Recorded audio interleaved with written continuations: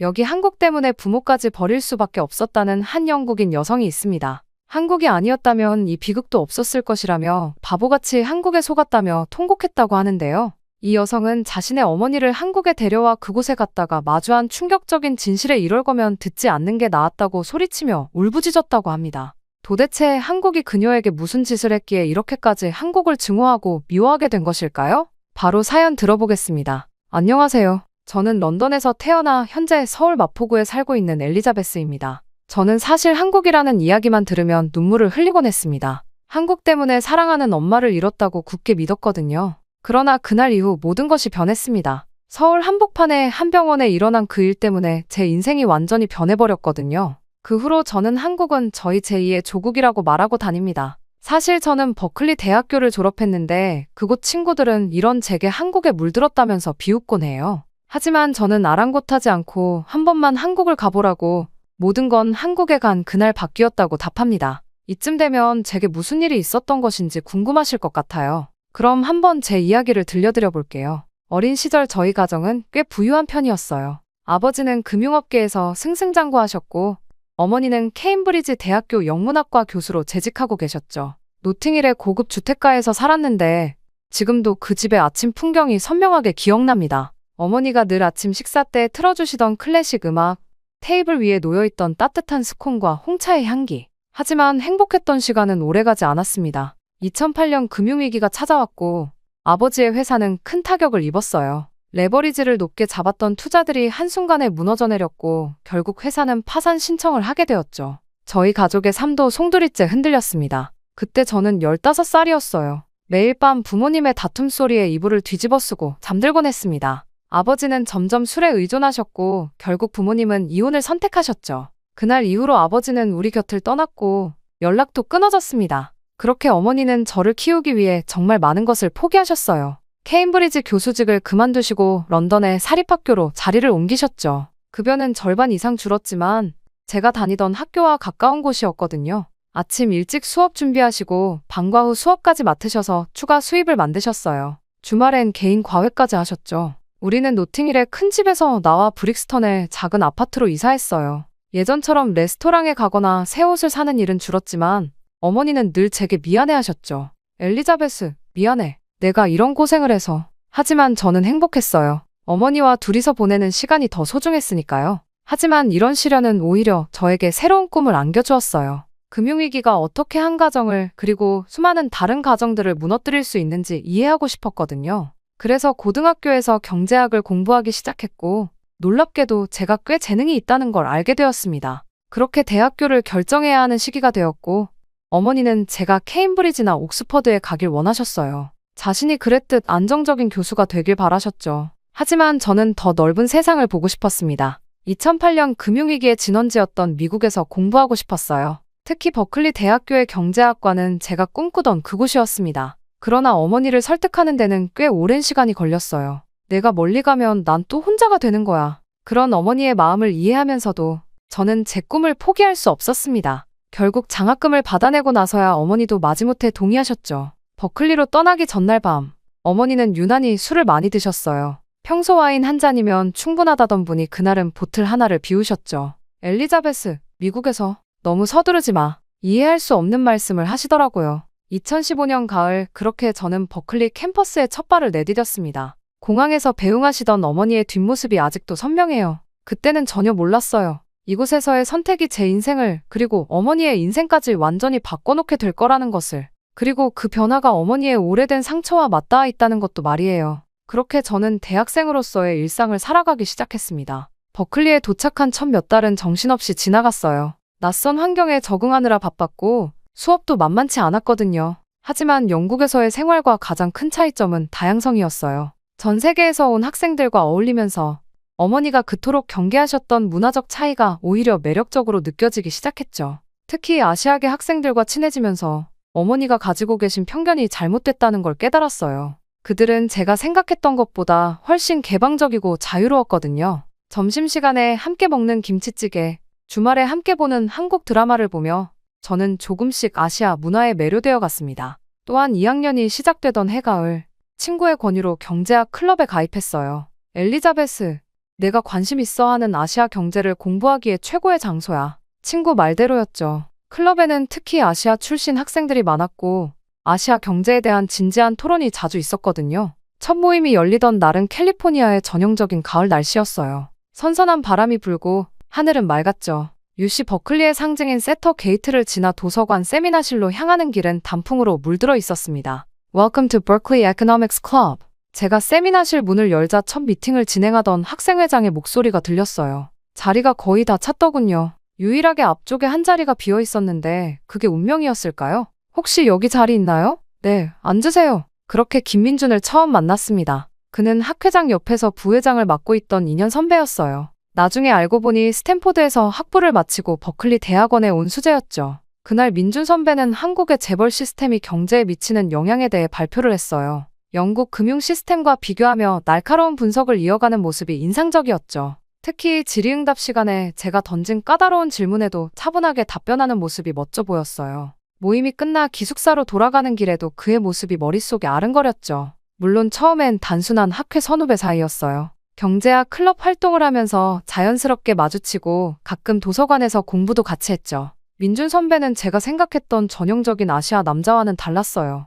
유머러스하면서도 배려심이 깊었고 무엇보다 여성을 존중하는 태도가 인상적이었죠.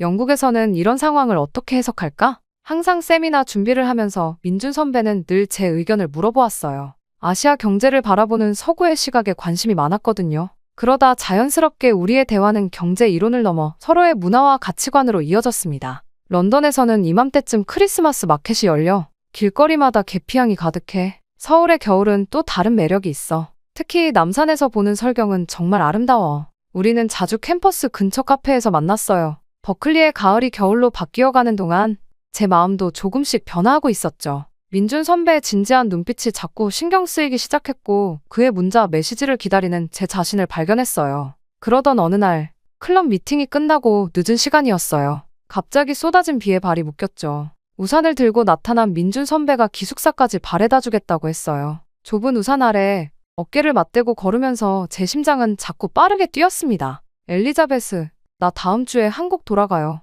갑작스러운 그의 말에 심장이 멈추는 것 같았어요.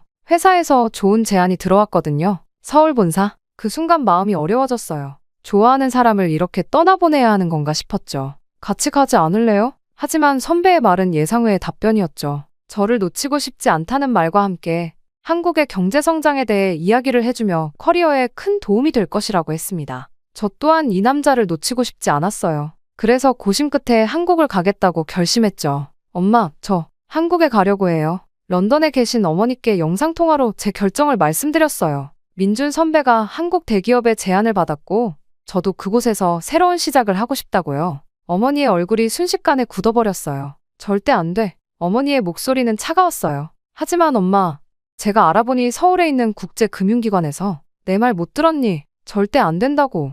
예상은 했지만 어머니의 반응은 생각보다 더 격렬했어요. 며칠 뒤 어머니는 급히 버클리로 날아오셨죠. 동양이라니 말도 안 돼. 넌 모르는 게 너무 많아. 어머니는 평소답지 않게 감정적이었어요. 이렇게까지 반대하실 일인가 싶기도 했죠. 엄마, 지금은 글로벌 시대잖아요. 왜 이러시는지 모르겠어요. 지금은 안 돼. 제발 영국에 남아줘. 순간 어머니의 눈에는 절박함이 가득했어요. 그건 단순한 걱정을 넘어선 뭔가 다른 감정 같았죠. 엄마가 반대하시는 진짜 이유라도 말씀해주세요. 하지만 어머니는 고개를 저으셨어요. 그냥 엄마를 믿어줬으면 해. 결국 어머니는 아무 설명도 없이 런던으로 돌아가셨어요. 그리고 제 결정이 확고하다는 걸 아시곤 연락을 끊으셨죠. 매일 보내는 제 메시지에는 답장이 없었고 주말마다 거는 전화는 받지 않으셨어요. 그렇게 저는 졸업을 앞두고 한국행을 준비하는 동안 어머니의 빈자리가 더욱 크게 느껴졌어요. 영국에서 홀로 지내시는 어머니를 두고 떠난다는 죄책감에 잠 못 이루는 밤도 많았죠. 그리고 제대로 된 이유를 설명조차 안 해주시는 어머니가 너무하다는 생각도 했습니다. 인천행 비행기를 타기 전날 마지막으로 이메일을 보냈어요. 엄마, 저 떠나요. 제 선택이 틀리지 않았다는 걸 꼭 보여드릴게요. 언제든 연락해주세요. 사랑해요. 비행기 창밖으로 영국의 마지막 풍경을 바라보며 어머니의 반대 이유를 끝내 알지 못한 채 떠나는 게 마음에 걸렸어요. 그렇게 심란한 마음을 뒤로하고 저는 한국으로 향했답니다. 그렇게 가게 된 한국은 정말 예쁜 도시였습니다. 서울의 봄은 생각보다 더 아름다웠어요. 여의도 한강공원의 벚꽃이 만발할 때면 런던의 리젠트 파크가 떠올랐죠. 어머니와 함께 산책하던 그곳이요. 그래서 더욱 그리웠는지도 모르겠어요. 그렇게 저는 치열한 취업 준비를 한 덕에 국제투자은행 서울지사에서 일을 시작했어요. 처음에는 모든 게 낯설었죠. 업무 미팅 중에 오가는 한국어를 알아듣지 못할 때면 속상했고 회식 문화에 적응하느라 애를 먹기도 했어요. 하지만 동료들은 제가 적응할 수 있도록 끊임없이 도와줬답니다. 엘리자베스, 이거 한번 먹어봐요. 한국 사람들은 스트레스 받을 때 매운 거 먹으면서 푼다고 하거든요. 점심시간이면 동료들이 떡볶이나 김치찌개를 권했어요. 처음엔 매워서 눈물을 흘리기도 했지만 이제는 제법 한국 음식과 친해졌답니다. 또 퇴근 후엔 한국어 학원에 다녔어요. 어느 날은 수업이 끝나고 혼자 한강변을 걸으며 어머니께 보낼 메시지를 썼다가 지우기를 반복했죠. 엄마, 오늘은 처음으로 동료들과 농담을 나눴어요. 제 서툰 한국어에 다들 웃었지만 그래도 기뻤어요.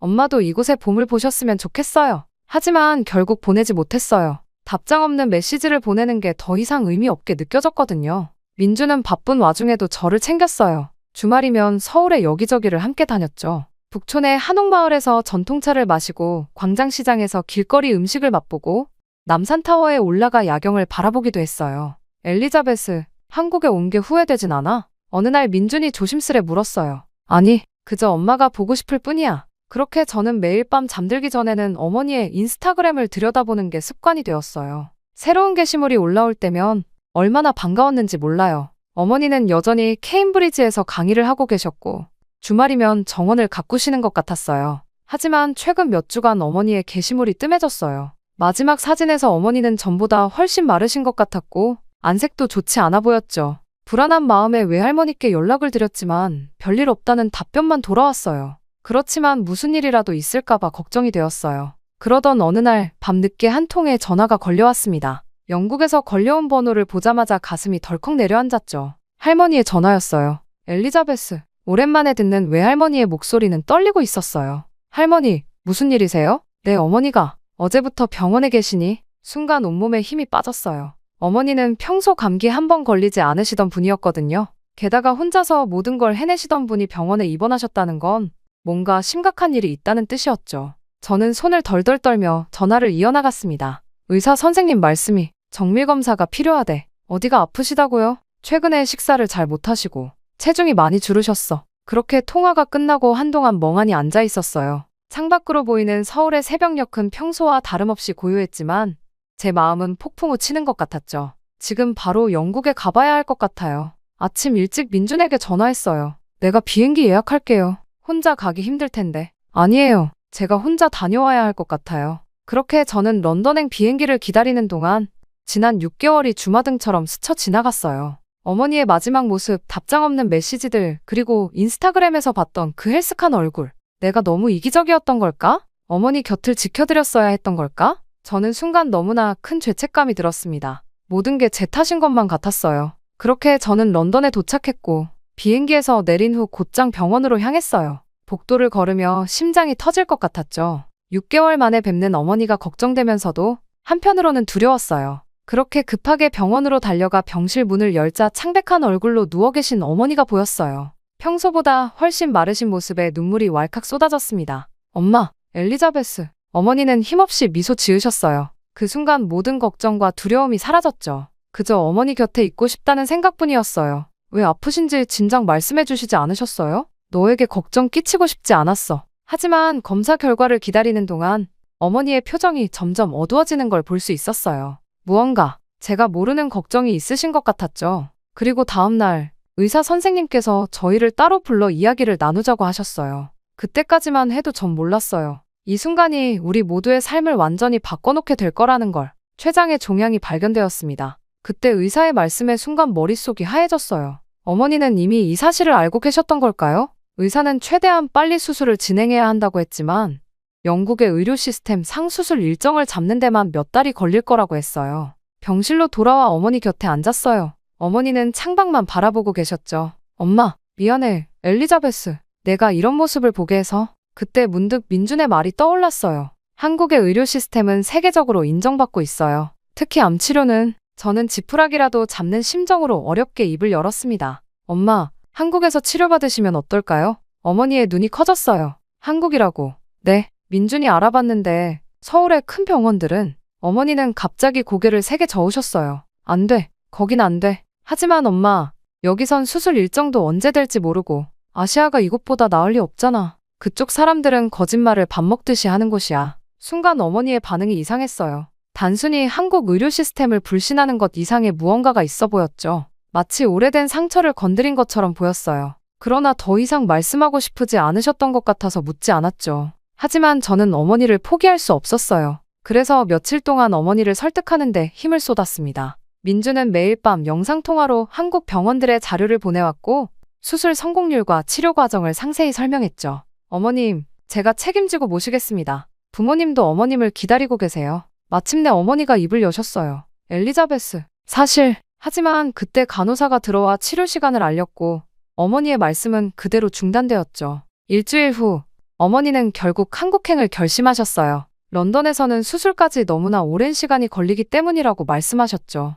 하지만 그건 단순한 치료를 위한 결정이 아닌 것 같았어요. 비행기표를 예약하는 동안 어머니는 계속 무언가를 말씀하시려다 그만두셨거든요. 그렇게 타게 된 한국행 비행기 안에서 어머니는 계속 창밖만 바라보셨어요. 마치 30년 전 어떤 기억 속으로 빠져드신 것처럼요. 그때 전 몰랐어요. 어머니에게 한국이라는 나라가 어떤 의미였는지, 그리고 우리가 마주하게 될 운명의 장난을. 서울로 향하는 비행기 안에서 어머니는 처음으로 약한 목소리로 말씀하셨어요. 엘리자베스, 내가 선택한 그 나라에 대해 해야 할 이야기가 있구나. 어머니가 말씀을 시작하시려는 그때였어요. 갑자기 어머니의 얼굴이 새하얘지더니 극심한 복통을 호소하셨습니다. 엄마, 괜찮으세요? 순식간에 벌어진 일이었어요. 어머니가 입을 틀어막으셨지만 손가락 사이로 새어나오는 선홍빛 피가 보였어요. 당황한 저는 승무원 호출 버튼을 눌렀죠. 기내에 의사가 있으신가요? 기내 방송이 울렸고 다행히도 한국인 의사 한 분이 계셨어요. 의사 선생님은 신속하게 어머니의 상태를 체크하셨죠.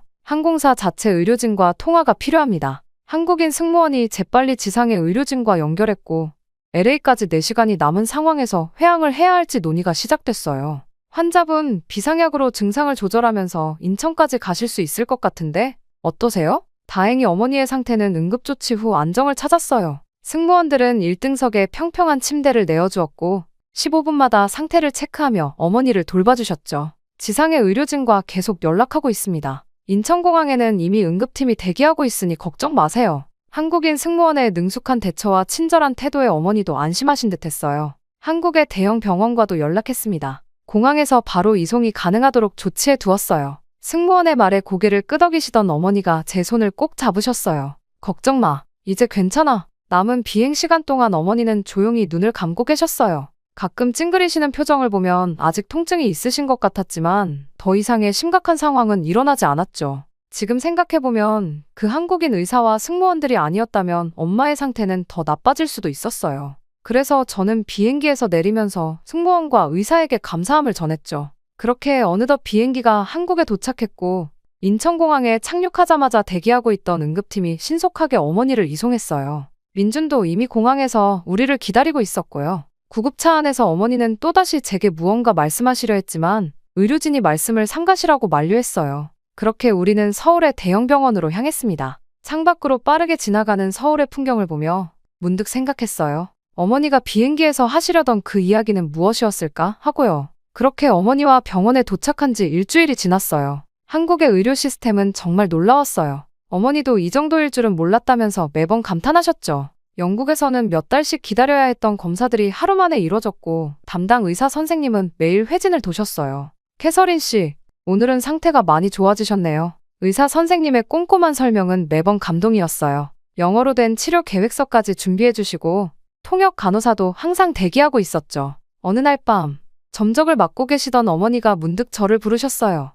무언가 결심하신 듯한 눈빛으로 제게 말씀하셨죠. 엘리자베스, 저 서랍 좀 열어줄래? 그때 어머니는 오래된 가죽 다이어리를 꺼내셨어요. 이걸 내게 보여주고 싶었단다. 1990년에 케임브리지. 어머니가 대학생이었을 때의 일기였어요. 첫 장을 펼치자 낡은 폴라로이드 사진 한 장이 나왔습니다. 도서관으로 보이는 곳에서 찍은 사진 속에는 젊은 어머니와 한 중국인 남성이 있었어요. 리웨이는 경제학 박사과정 학생이었어. 도서관에서 처음 만났지. 내가 셰익스피어 원서를 고르고 있을 때 그가 다가와서 중국 고전문학과 비교해보면 어떻겠냐고 제안했었어. 매주 금요일 저녁이면 차이나타운의 작은 딤섬 집에서 만났다고 해요. 리웨이는 항상 제스민 차를 주문했고 어머니에게 중국어를 가르쳐주겠다며 종이에 한자를 그려가며 설명했대요. 어머니의 일기장에는 그때의 기록들이 고스란히 남아있었어요. 리웨이가 써준 한자들, 말린 제스민 꽃잎, 영화 티켓들. 그러다 어느 날 리웨이가 갑자기 중국에 다녀와야 한다고 했어. 가족 일이 있다면서. 하지만 한 달이 지나도 연락이 없었지. 어머니의 목소리가 떨렸어요. 그날은 케임브리지의 작은 중식당에서 있었던 일이야. 점심시간에 우연히 들렀다가 그를 마주쳤어. 리웨이는 고급스러운 차림의 여성과 앉아 있었지. 처음에는 날 못 본 줄 알았어. 하지만 그의 시선이 나와 마주쳤을 때 그는 재빨리 고개를 돌렸어. 마치 날 모르는 사람처럼. 어머니는 잠시 숨을 고르시더니 계속 이어가셨어요. 난 믿을 수 없어서 그가 나올 때까지 기다렸어. 2시간을 서서. 그리고 마침내 마주쳤을 때 그가 한 말은 어머니의 눈에서 눈물이 흘렀어요. 미스 스미스, 당신과 나는 그저 도서관에서 몇 번 마주친 사이일 뿐입니다. 그 여자는 베이징 고위 관료의 딸이었더구나. 이미 약혼자였던 거야. 그때 어머니의 손이 떨렸어요. 그때 난 이미 2달째였어. 그에게 말하고 싶었지만 입이 떨어지지 않았어. 그의 차가운 눈빛을 보고 나서는 도저히 갑자기 어머니가 재빨리 손을 들어 입을 막으셨어요. 저는 너무 놀라 호출벨을 눌렀고 순식간에 달려온 간호사님이 와서 약을 넣어주시고 처치를 해주셨어요. 그제야 진정한 어머니가 제게 말씀하셨습니다. 영국에서는 상상도 못할 일이야. 이렇게 빠른 대처가. 여기 의료진들은 마치 천사 같구나. 잠시 호흡을 고르신 어머니가 다시 말씀을 이어가셨어요. 그래서 내가 아시아 남자와 사랑에 빠졌다고 했을 때 모든 게 다시 떠올랐던 거야. 하지만 이제 보니 내가 너무 어리석었던 것 같구나. 저는 순간 울컥했습니다. 어머니 나름의 이유가 있을 것이라곤 생각했었는데 이런 이유였다니. 저는 지난날 어머니를 원망한 순간들이 후회되었고 잘못했다고 용서를 빌었습니다. 어머니는 괜찮다면서 따뜻하게 저를 안아주셨죠. 그때 창밖으로 반짝이는 서울의 야경이 보였어요. 매일 아침 정확히 7시에 회진이 시작되고 검사 결과는 실시간으로 앱에서 확인할 수 있는 이곳. 어머니는 이제 이 낯선 나라에서 새로운 희망을 발견하고 계신 것 같았어요. 여기 와서 보니 세상이 참 많이 변했더구나. 한국의 의료 시스템은 영국보다 몇십 년은 앞선 것 같아. 그리고 민준이는 리웨이와는 전혀 다르구나. 어머니의 치료는 아직 끝나지 않았지만 우리의 마음속 오래된 상처는 조금씩 아물어가고 있었답니다. 치료가 시작된 지 2달이 지났어요. 어머니는 점점 한국이라는 나라의 새로운 매력을 발견하고 계셨죠. 특히 병원의 모든 것이 신기하다고 하셨어요. 엘리자베스, 여기 봐. 병원 앱으로 다음 진료 일정이 알림으로 오네? 심지어 주차 위치까지 알려준다고. 어머니는 마치 새로운 장난감을 발견한 아이처럼 즐거워하셨어요. 항암 치료를 받으러 가는 날이면 간호사들은 어머니가 좋아하시는 따뜻한 담요를 미리 준비해 두었고 치료가 끝나면 어머니의 상태를 살피며 따뜻한 차를 건네주었죠. 영국에서는 상상도 못할 일이야. 이런 섬세한 케어가. 특히 시어머니의 정성이 어머니를 감동시켰어요. 매일 아침 죽을 끓여오시고 한국 전통 방식으로 달인 건강차를 가져다 주셨거든요. 처음에는 낯설어 하시던 어머니가 이제는 먼저 레시피를 여쭤보실 정도예요. 캐서린, 이건 우리 어머니께 배운 비법이에요. 항암 후유증에 특히 좋아요. 정말 고마워요. 이제야 알겠어요. 왜 우리 딸이 이곳을 선택했는지. 어느 날은 제가 잠깐 자리를 비운 사이 병실에서 두 어머니가 함께 웃고 계시더라고요. 시어머니가 젊은 시절 사진을 보여주시며 이야기를 나누고 계셨어요. 언어는 달라도 딸을 사랑하는 마음만은 똑같았나 봐요. 또 주말이면 휠체어를 타고 병원 근처 공원을 산책했어요. 어머니는 한국의 도시 공원이 이렇게 잘 정비되어 있다는 것에 놀라셨죠. 심지어 공원 화장실도 이렇게 깨끗하다니. 런던의 시의원들이 여기 와서 배워야 할 텐데. 때로는 힘든 날도 있었어요. 항암치료 후유증으로 괴로워하실 때면 어머니는 제 손을 꼭 잡으셨죠. 미안해 엘리자베스. 내가 이런 모습을 봐야 해서. 엄마, 이제 제가 엄마를 돌볼 차례예요. 어머니의 얼굴색이 좋아지기 시작하면서 우리는 더 많은 대화를 나누게 됐어요. 과거의 이야기, 서로의 아픔, 그리고 앞으로의 꿈까지. 참, 다음 주에 민준이네 가족들이 삼계탕을 끓여준다고 하더구나. 엄마가 이제 한국 음식도 잘 드시네요. 약이 아닌 음식으로 몸을 다스린다는 게 신기해. 여기 사람들은 이런 지혜가 있구나. 창밖으로 노을이 지고 있었어요. 어머니는 병실 창가에 앉아 서울의 스카이라인을 바라보시며 말씀하셨죠. 30년 전에 내가 이런 미래를 상상이나 했을까? 내 딸이 이렇게 훌륭한 선택을 하게 될 줄은. 순간 어머니의 눈가에 맺힌 눈물이 노을빛에 반짝였어요. 그건 더 이상 아픔의 눈물이 아닌 새로운 시작을 향한 기쁨의 눈물이었답니다. 그렇게 시간이 흘러 어머니의 치료가 끝난 지 1년이 지났어요. 지난 1년을 되돌아보며 정말 많은 일들을 되새기게 되었죠. 제가 서울에 왔을 때 흩날렸던 벚꽃들이 다시 피어나고 다시 흩날리고 있는 모습을 보며 기분이 이상했습니다. 한국에서의 인연은 제게 많은 것을 가르쳐줬어요. 단순히 새로운 문화를 경험하는 것을 넘어 삶의 본질적인 가치를 깨닫게 되었죠. 영국에서는 당연하다고 생각했던 것들이 여기서는 전혀 다른 의미로 다가왔습니다. 또한 가족의 의미도 새롭게 알게 됐죠. 시어머니께서 항암 치료 중인 어머니를 위해 매일 아침 죽을 끓여오시던 정성, 바쁜 와중에도 매주 어머니를 문병 오시던 시아버지의 발걸음. 그들에게 가족은 그저 혈연 관계가 아닌 서로를 보듬고 이해하는 관계였어요. 의료 시스템을 통해서는 사회의 발전된 모습을 봤어요. 최첨단 장비와 효율적인 시스템도 좋았지만 더 중요한 건 환자를 대하는 태도였죠. 의료진들의 세심한 배려는 치료 과정의 힘든 시간을 이겨내는 큰 힘이 되었어요. 무엇보다 어머니와의 관계가 달라졌어요. 어머니의 오래된 상처를 이해하게 되었고 어머니도 제 선택을 인정해 주셨죠. 지금은 런던과 서울을 오가며 지내시는데 오히려 그때의 아픔이 우리를 더 깊이 이해하게 만들어준 것 같아요. 한국은 제게 또 다른 고향이 되었어요. 이곳에서 저는 새로운 가족을 얻었고 어머니는 상처를 치유받았으며 우리는 더 깊은 신뢰를 쌓을 수 있었죠. 때로는 가장 두려웠던 선택이 가장 큰 선물이 된다는 걸 이제야 알 것 같아요. 창밖에 벚꽃이 흩날리는 모습이 마치 축복처럼 느껴지네요. 이제 저는 자신있게 말할 수 있어요. 한국행을 선택한 그날 그것은 단순한 결정이 아닌 운명의 선물이었다고. 제 이야기는 여기까지입니다. 길었던 이야기를 들어주신 모든 분들께 감사의 말씀 전하고 싶어요. 행복하세요.